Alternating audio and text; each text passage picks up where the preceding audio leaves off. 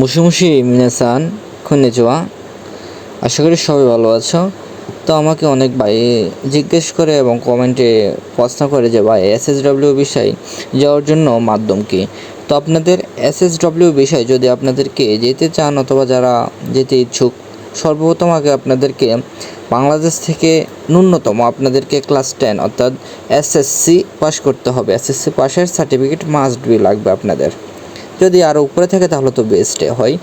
আর পাশাপাশি আমাদের এখানে ল্যাঙ্গুয়েজ লেভেল হচ্ছে N4 লেভেল আপনাদেরকে কমপ্লিট করে মাস্ট বি যেতে হবে।